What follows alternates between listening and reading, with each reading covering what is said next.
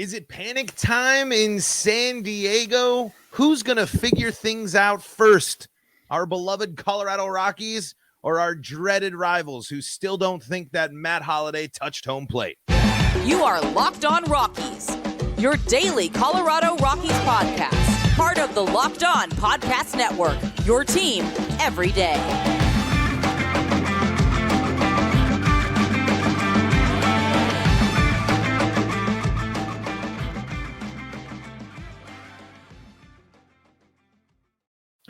Rock on Rockies fans and Padres fans, welcome into the Locked On Podcast Network for your crossover between the San Diego Padres and the Colorado Rockies. Well, they're duking it out on the field. We're duking it out here in the podcast sphere here on where you can find your team every day. That's the Locked On Podcast Network. Thank you for making us your first listen of the day. We're also on SiriusXM and the SiriusXM app. You can find us there. Today's episode is brought to you by Gametime. Download the Gametime app, create an account, and use code LOCKEDONMLB for $20 off your first purchase. Last-minute tickets, lowest price guaranteed. Today on this episode, as you can see, Javi still very much in Joker mode because the Padres continue to frustrate. However, a little bit of fireworks in Seattle. Maybe some potential, and now they're meeting up here. Classic NL West rivalry matchup heading your way here. And Javi, I want to start simply with this question. How high is the panic level in San Diego? I mean, the Giants just swept the Rockies. They're inching up. If I believe the Rockies are still in the basement, but the basement, could be a beckoning for the Padres, something I think a lot of people would not have expected this year. How high is your panic level, and how high do you think the team's panic level is? Firstly, I must say, shouts to your little sneak this about Matt Holliday at the beginning. I respect it. It was a clean opening. Don't get me wrong. You really put it in there without forcing it. So I do give you credit. And Matt Holliday used to be a favorite player of mine, believe it or not, because so he did touch home plate. No, he did not touch home plate, but he was my favorite for being someone who got away with it. You know what I mean? It's kind of like how I like David Ortiz, right? Where like I love how he just kind of got away with the whole, hey, you tested positive. I'll get back to you guys when I find out where this came from, and then never got back to us. You know, it's I kind of like him in that respect.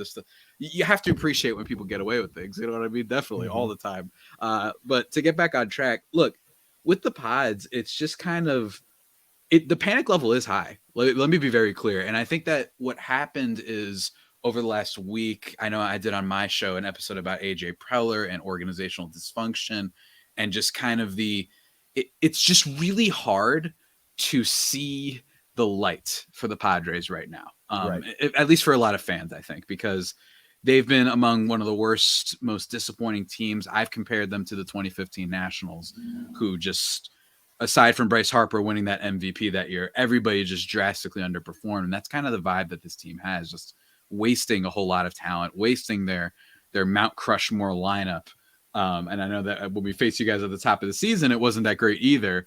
And maybe that was an omen, apparently, of bad things to come. And I think a lot of it stems from the fact that they just aren't a well-disciplined team. They're a team that doesn't have productive outs. They're a team that doesn't win close games, right? And that's kind of almost been their calling card, at least last year it was. So it's not going well, man. And a lot of people are wondering what's going on, because if you want to change things, not so easy of a route, because you have like 7 guys locked up for the next 6 years or something like that. So it's all is not right in paradise, my friend. And that is why I've been wearing this clown hat for the last month and a half. I mean, and it was quite the theatrics as I was watching you put it on for the show. But is there enough confidence in this team? You have all that confidence going, in the beginning of the season. You have the pieces, you have the aggressive front office. Is there enough still there? Is there something that it's too many personalities clashing? I mean, it's really strange, because I think a lot of people buy into this. I think when they go to the Padres, they buy in. I don't necessarily think there's a lot of people that I don't think there's anything about the Padres that would kind of turn people off from being there, other than the frustrations of a good team underperforming. That's certainly the case. but you don't sign those mega deals to stay in San Diego if you're not confident about what that team's doing. Is it just some things are short circuiting and maybe they'll work themselves out? Or do you see more change coming to what's been an organization with a lot of it over the last couple of years? I don't think it's a personality thing. I don't think it's a clubhouse thing. I think that you have great players that have played together for a while. I don't think this is a diva thing. And in fact, I think that in baseball, although I love calling everyone on the Locked On MLB Network, particularly Bryce Patrick of Locked On Rangers, I love pointing out their diva abilities, right? But when it comes to baseball, it's not always something that necessarily translates. I mean, it's happened before, clearly, but it just doesn't. You go back to the Bonds days with whatever is Jeff Kent or whoever was the player that he played with, that like they hated each other, but they still produce at a high level. I'm blanking on the player's name, but I think that, Bob Melvin, great coach, literally respected by basically everybody in baseball. I have never heard a single bad thing about him, aside from like weird random fans online. Right. So it's not that. I think it's a question of just, and again, I talked about this on my show about my AJ Preller episode that people can go check out. It's so multi-layered. It's not just because you're going to get so many people, Paul, that are going to come out. And I know this might probably annoy you too. They're going to see, this is what happens when you spend so much money. You're going to get a lot of people saying that if the Padres keep going down this route. And it's partially true, which is how hot takes work, right? You only have to be right at one point for it to carry and for it to be correct, right? And for it to gain traction. That's what, there you go, folks. Listening to the podcast, I told you the secret to sports media right there. And it's partially true, but not really in the sense that every deal the Padres have made in a vacuum is fine. I have no issue with basically any of them with the exception of Austin Nola. But all of them together without seeing a vision for the future, without saying, let's have a little bit of flexibility. And then on top of that, just an organization that keeps people seemingly hired for too long that probably shouldn't be there. There's not enough job growth, right? They don't bring in the best of minds. There's a reason why Tampa Bay keeps doing this every year, because they have so many great minds and people who are scouting and people who are making players better. One of the things with the Padres, with the exception of maybe your Joe Musgrove, there have been great players on the Padres, including their stars, but no one seems to get better.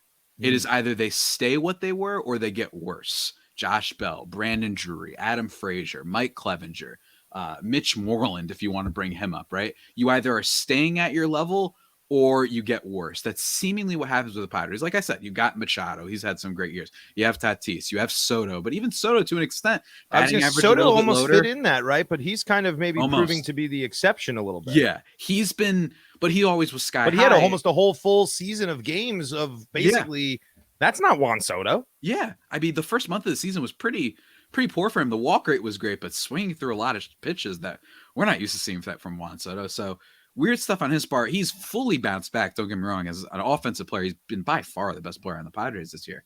But just a lot of questions. Even still him, you want to get like real nitty gritty. He's WRC plus is down by just a tad bit. Batting average is hovering around 240, 260. It doesn't matter in his case in a vacuum because he walks so much, right? But still, he's like a lifetime 280 hitter. That's still a noticeable change. That's a down. I mean, that's a downgrade. I mean, like you said, that's what's I think that's what's frustrating as a Padres fan, especially. I mean, the Rockies, you can kind of sit there and it's like, well, they don't. Chris Bryant's maybe the exception here because he's the big signing that's not really panning out back on the IL, not the power there. And I think the last one is Ian Desmond. I mean, but I would say those are on Chris Bryant's a little bit more on the level of what the Padres have been doing. Ian Desmond a little bit different. It's so frustrating for these good players to come to your team and then not perform the way that you're hoping to, especially in the Padres case when you're sitting there saying, I mean, that roster should be a slam dunk. I mean, should be fighting for the top of the division, not the bottom of the division. Let's dive into what the Padres have to do to turn things around, and let's talk a little bit about where the Rockies are at and kind of compare and contrast a little bit as well. Coming up here in segment number 2. Before we do that, though, got to tell you about our friends at Gametime. Gametime's got you covered when you are looking for those last-second tickets. You are hoping to say, hey, you know what? Dang it. I wanted to go watch some Rockies Padres action, and I missed out on all the tickets. Well, Gametime's got you covered. You can head over there, and they what I really like about Gametime is they show you a picture of the seat that you're getting. So you know Not only are you getting a great deal, you're getting a great seat too. Buy tickets in a matter of seconds. All you got to do is tap twice and you're set. Download the Gametime app and create an account and use code LOCKEDONMLB for $20 off your first purchase. Terms do apply. Again, create an account and redeem code LOCKEDONMLB for $20 off on the Gametime app, where you can get your tickets last second. Download Gametime today. Last minute tickets, lowest price guaranteed. There's going to be plenty of tickets available this weekend, folks. I don't think you'll be too worried about that for this Rockies team that unfortunately has not. There are things to be excited about this Rockies team, but there's not the fireworks. There's not the pomp and circumstance of the Padres that they have. The Rockies do have young guys, and they're turning to them a little bit. Who rebounds first? Who ends 2023 on a more positive note? Do you think I'll feel better at the end of the season as a Rockies fan, or will you feel better as a Padres fan, Javi, at the end of the season? Because no one expected the Rockies and the Padres to be the ones fighting for the Rockies. Sure. Certainly not the Padres fighting for the bottom of the NL West. That is a phenomenal question. That's a great, because if you want to look at it like this, the Rockies, they're living up to the expectation, right? They're doing what everyone expected. Is it still really sad when you see it unfold? Yes. It's like, you know what I'm saying? Like, it's still sad to see. It's like when your favorite team in football gets blown out by Pat Mahomes or whatever, right? Like, you expect it, but it still hurts to see it. You're just it hurts opening both up of a us. double wounds. Yeah, it goes both ways. It hurts both of us. I'm a fan of the team that used to be in San Diego that I can't mention on this podcast. But I just think that with the Padres, considering how locked in they are to everything, it's pretty tough. But even still with the Rockies, I mean, they still have some guys that are going to be there for a while, like the Chris Bryant contract, which is one that was so electric when it happened, but there were so many questions as to, wait, so you wanted to get rid of Nolan, but you were still down to pay? Like, it's very weird, right? Like how everything's unfolded for the Rockies. But the Padres, because of the expectations, I think are just like, people are, I don't think this. I think some people commented and sent me some message on. I don't think that Bob Melvin should be fired. I don't think that. I actually think it would be kind of absurd for that to happen. But I just have a feeling that with all the expectations, all the hype, all the buzz, that someone is going to get let go. And I think that that's really unfortunate, because the Padres just, they're good for the sport, man. I think that what they've been doing is great. And I agree. You just got to play to what your talent is, and we're going to talk about in more detail what exactly about the team, but man, it's tough. But the fact that we're in a situation where if the Padres finish third, for a lot of people, that will be a big disappointment, I think. The Padres can't miss the playoffs. I mean, I think it is nothing short of an incredible disappointment for Padres fans if this team is not in the playoffs in any shape or form.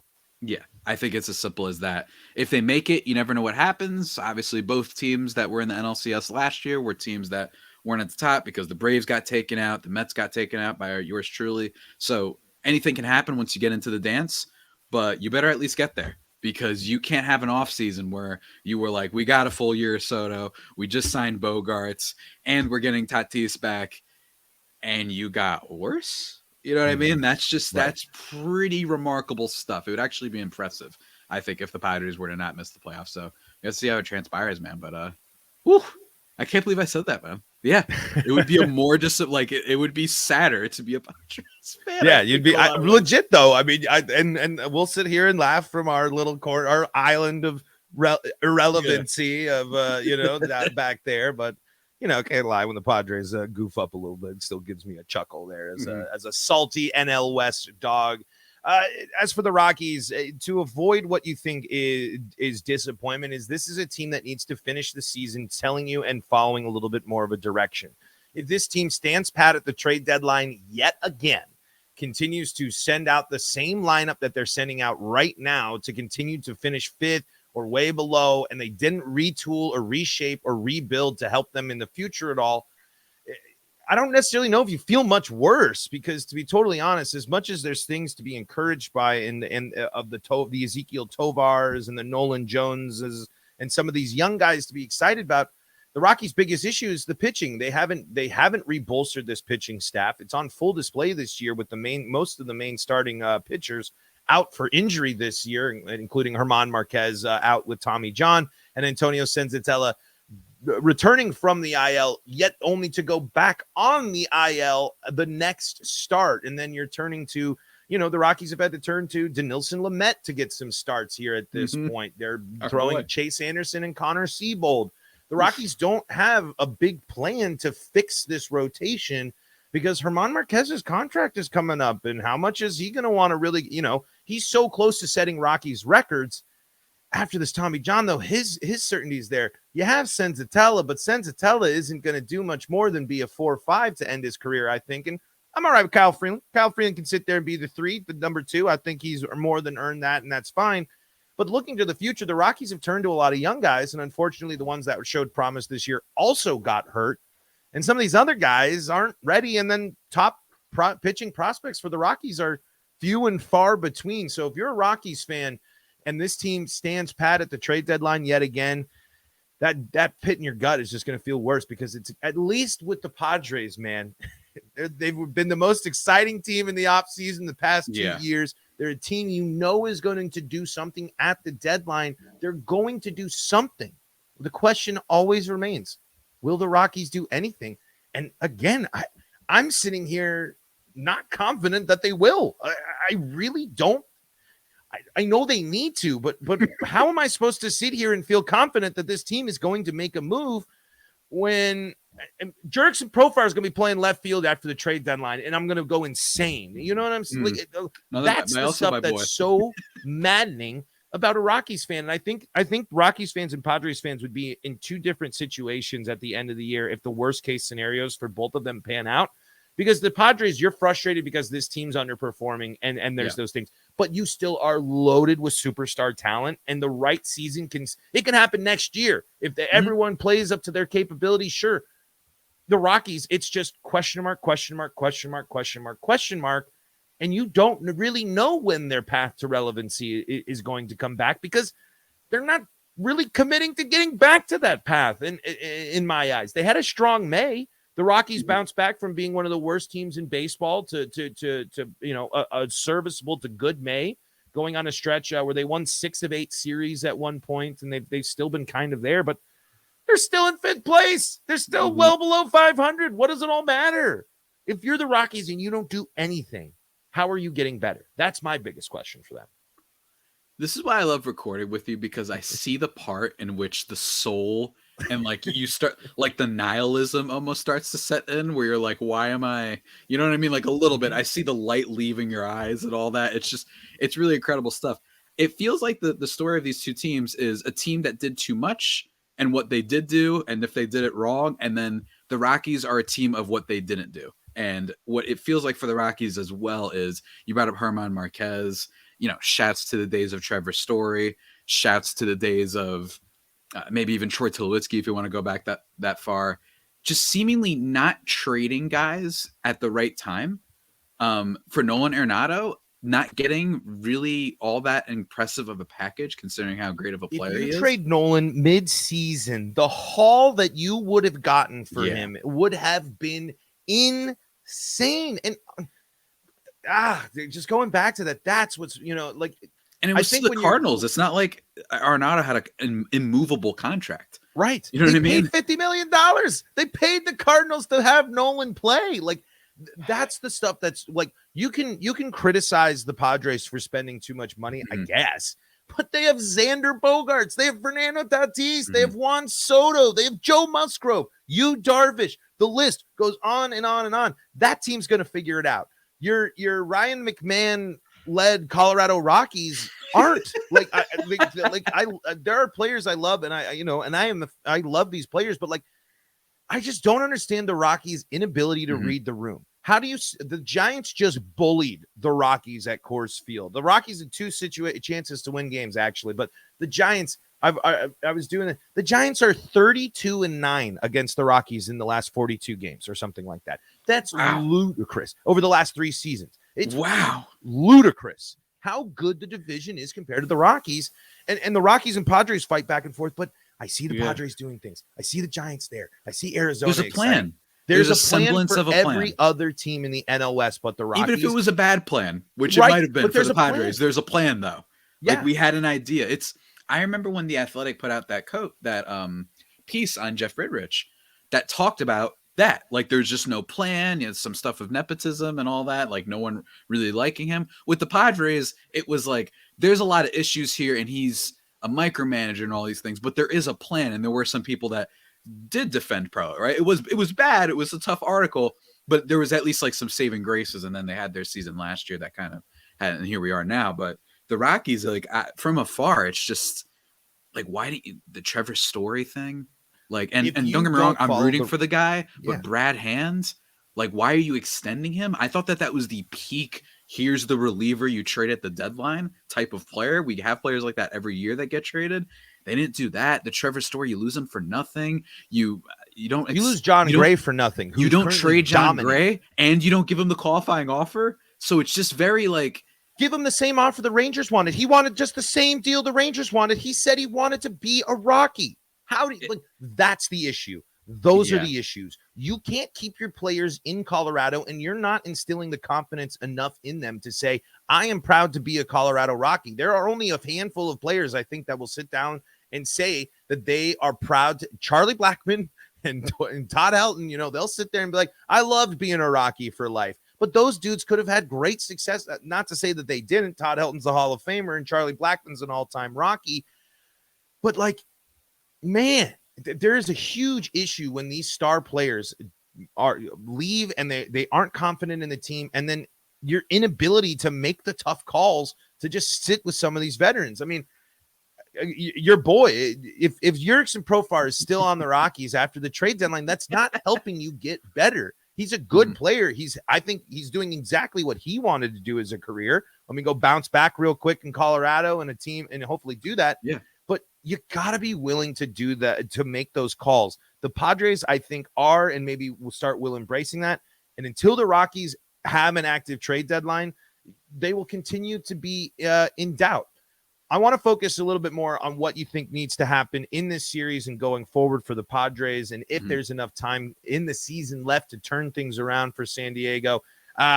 Spoiler alert, not enough time for the Rockies to turn things around in 2023. I'll just spoil that one here. But we're going to talk about that coming up here in segment number 3. But before we do that, got to tell you about my short choice of the summer, Birddogs. I love these because I'm a shorts guy through and through, wearing the shorts all summer long. They look great, feel great, help me smell a little less. I'm kind of a sweaty guy, so sometimes that type of stuff helps me. My favorite part of my Birddog shorts, though, the pockets. Deep pockets that things don't fall out in, including zipper pockets right behind it. They got you covered. You can find your style of comfortable shorts and a whole lot more at birddogs.com/LockedOnMLB. And when you go to birddogs.com/LockedOnMLB and enter your shorts, enter the promo code LockedOnMLB, and you're going to get yourself a free Yeti-style tumbler with your order, and you can be drinking water out of the same water drinking device that I drink out of on the Locked On Rockies podcast. That's birddogs.com/LockedOnMLB for a free Yeti-style tumbler.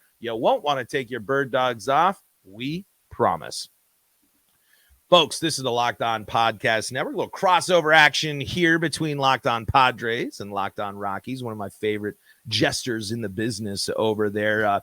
For our final segment where I joked about this, but we're turning it all to video games, not talking anything. We're going to break down Summer Games Fest and Spider-Man 2. No, just kidding. We could do that another time. I want to talk change. We talked a lot about kind of philosophy and things. What do you need to see from the Padres in this series against Colorado and going forward in the season? Is it just overall improved performance? Is it taking more walks? Is it being better on the road? What do the Padres need to do in this series and beyond to get themselves back in the position to make it to the dance?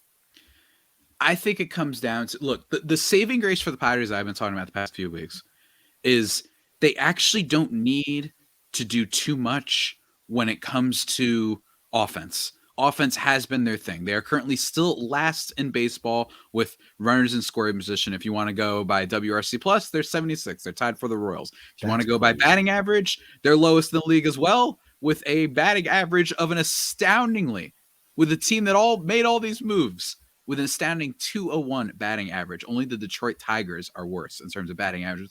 That's an insane stat. It's insane. It's insane.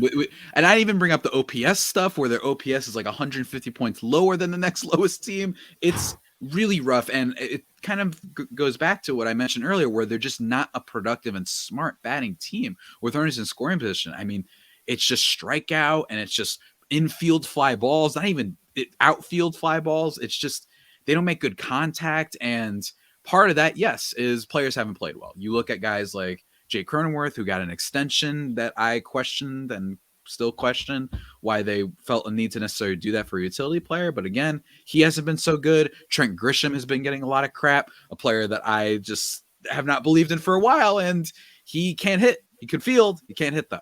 And he's been really bad. But even still, I think it's important to note that while your offense struggles, everyone likes honing in on the worst guys, your Austin Nolas, your Grisham, your Jake Cronenworth.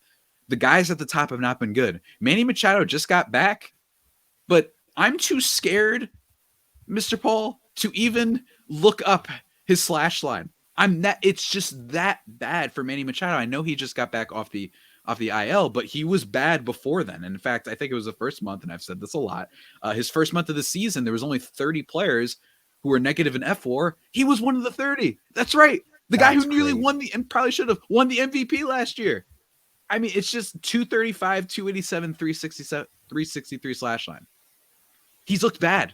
He swings at too many poor pitches. I had heard bad things about Machado. Like I'd heard people like he seemed to maybe start being the scapegoat of this season a little bit. That something's off, right? Like that's got to be like something small is lingering. Some one of those that sounds like annoying small injury making a big factor or something like that. That's very un-Manny Machado. Oh, it's extraordinarily un-Manny Machado. And again, he just nearly got the MVP last year, and they just extended him before the season started for 11 years. So it's really rough for the Padres. And then you've got guys like Tatis, right? Tatis and Soto have been great. Tatis also has been remarkable defensively, right? Like he's shown an unbelievable ability out there in right field. So that's been great. And his offense is getting there. He's still swinging at, he's pressing a little bit, probably trying to, kickstart the team a little bit. And Xander Bogaerts, while he's been poor in the second month, he was great the first month. And it seems to be related to this wrist issue. So look, you want to compare it to other teams. The Dodgers last year, they had Chris Taylor, they had Cody Bellinger, they had their players that had that below 700 OPS mark. It's not just the weak links, it is that your big superstar top of the lineup has not been producing like it. And it's really tough to watch. And I just want to emphasize for Rockies fans, I guess, that the Padres offense, they don't need to be murderer's row. They do not need to be, they don't need to be as good of an offense as the Angels, right? They just need to be average because starting pitching ERA, they're 10th in baseball.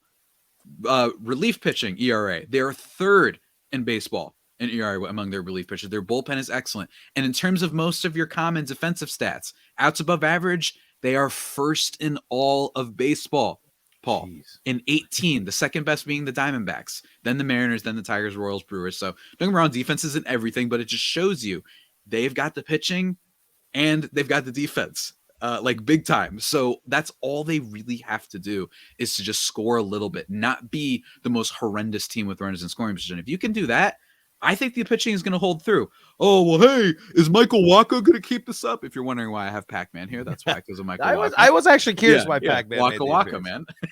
There we go. He's been great. If you're worried that he's going to regress and whatnot and the expected stats and all that stuff, and Seth Lugo started off really good. He's been on the IL for a little bit. And, Ryan Weathers, well, guess what? Joe Musgrove is finding his groove. Yu Darvish is finding his groove. Blake Snell is finding his groove. So those guys hadn't even been performing at their best, and the Padres pitching has been so good, right? So that's all they need. Just don't be terrible with runners in scoring position. I'm telling you, man, it hasn't been as bad the past week because they've been a tale of two cities where go look up the final score results of the Padres games since that first one against the Marlins. It's 10 runs, 1 run, 6, 1, 5, 1, 8, 1. I'm not kidding when I say Wasn't that on full display against the Mariners too? Wasn't it like the same thing? They lost 1-2 and then they won 10-3 the next day with Gary Sanchez, by the way, who I'm ready to paint the mural.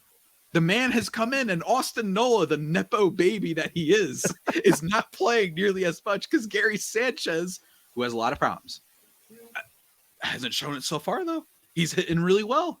And even at his worst, when they picked him off waivers, and you look at what he did with the Yankees, I'd still take that over Austin Nola and Brett Sullivan and what they had been doing before. So he's been kind of the savior of the team lately, but it just comes down to that. They just got to be okay on offense, and then the rest of it will hopefully come through because I'm buying the defense and I'm buying the relief pitching and I'm basically buying the starting pitching. So that's all they need.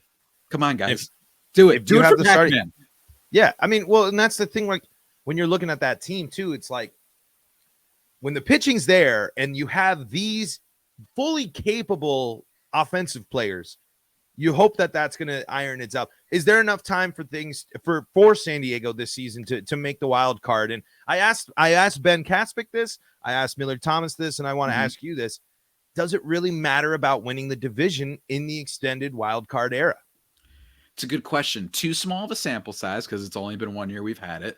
But I don't know, man. Look, in fairness, who ended up winning the World Series last year was the Astros, and they were division leaders. They were dominant and whatnot. And last year could just be an anomaly. Like, it's very important to be careful with that because there's going to be a lot of people saying like, oh, Miami Heat, we sure that, you shouldn't try and get that 8 seed? My response to that, yes, it's useless. Go in the draft if you're going to be the 8 seed. The Heat are just weird, right? But I think they're more of an anomalous example. And I think that was a little bit of the case last year. I mean, the Braves got beat up by the Phillies. They just caught fire. Right. And maybe that these were just overqualified wildcard teams. Every now and then that happens too, where the Pods were just really good and the Phillies had offensive supernova in their lineup, and they had really like a good top 3 in their rotation with Wheeler and Aaron Nola, right? Austin Nola's brother, why I called him a Nepo baby. So I think it's more anomalous than not. But if it happened again this year, where both of all the top teams got knocked off first round, all right, let's look into this a little bit more. And hey, I don't know though. At least it's not as bad as hockey though. Hockey, apparently, you could literally be the best team in the history of the sport in the regular season and lose first round and just get washed. Yeah, shouts to the Boston Bruins, which is from Boston, so I was happy to hear that they lost. But alas. Yeah, no, it's an interesting. It's really interesting. My philosophy too. I'm kind of in the camp of, especially if you're in a good division, just make the dance, because guess what? Yeah. Well, Ben Kaspick had a good point. It's like you could end up playing the Central. You know what I mean? If you end up with that as your playoff, they might be that might Brewers. Give me the Pirates. Oh, please. Yeah. Instead of playing the Diamondbacks, you know what I mean? I'm scared of the Diamondbacks. I'm still scared of the Mets. I know it's not popular to say that these days. The Braves. I'm good on all that. Bryce Harper and the I don't know, man. I don't know. Yeah, give me Milwaukee and the team that spends 3 cents on free agents every year. Give me them. It's so annoying that the Diamondbacks are good now and the Rockies aren't. It's just, oh god. Just adds on to it more. Millard is entering his not diva phase, but his kingly ruler phase.